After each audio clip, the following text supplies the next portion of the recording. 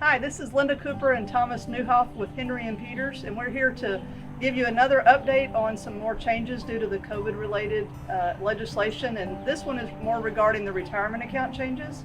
So Thomas is going to give some information. So can you remind us of the changes that have already been made regarding retirement accounts in the past? Sure. So at a high level, there were three main changes to retirement plans that will affect most people.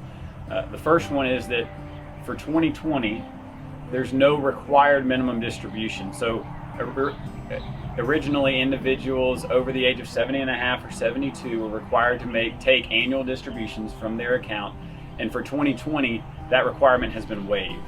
The second thing that changed was that they provided the IRS and Congress provided an early distribution relief for certain individuals who qualify and had financial hardships to take up to $100,000 out of their accounts early. It's not subject to penalties, and the income is included in income over 3 years by default, and then you can actually return that contribution within 3 years.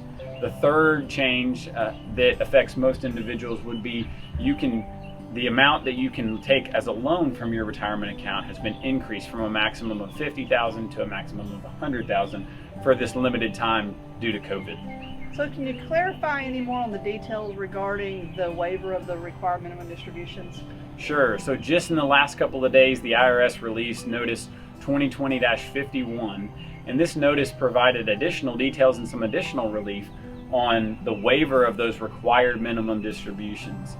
And so just as we mentioned, there's no required minimum distributions for 2020, but certain individuals had maybe already taken those distributions before March 27th when the legislation was passed.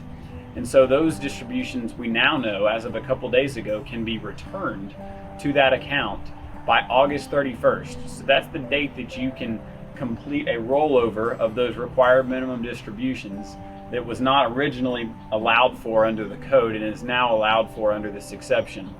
And this rollover is not considered a once per year 60-day indirect rollover, so you don't have to worry about that. It is an exception to the general rules of rollovers, and so by August 31st, if you had already taken a required minimum distribution, since those no longer are required, you can roll that back into your account.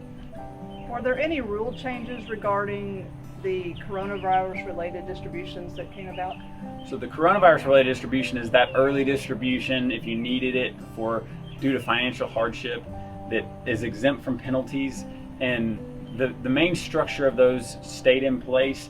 There were a few additional definitions of individuals who qualify. So the definitions before were individuals who were furloughed, laid off, had reduced work hours, or lack of childcare was preventing them from being able to work, and those individuals, also individuals who were diagnosed with COVID or their spouse was diagnosed, those types of individuals qualified for this early distribution.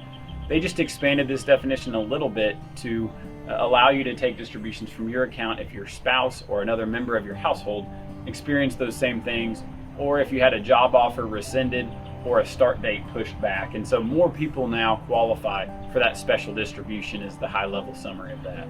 So Thomas, that's a lot of good information, but it is a lot of information. Sure. Can you give us just a little brief summary to wrap it up? Sure. So the main things you just want to be aware of is that there are no required minimum distributions for 2020. If you've already taken one and you would like to not have taken it, you can reverse that by August 31st and put it back into your account. And I would encourage you to seek out your CPA or financial advisor, or feel free to contact us. We're available at henrypeters.com always. Some of these rules are very specific and very detailed, and there are certain new forms you have to file if you took some of these special distributions. So I would encourage you to seek qualified help, and again, we're always available at henrypeters.com. We'll see you next time.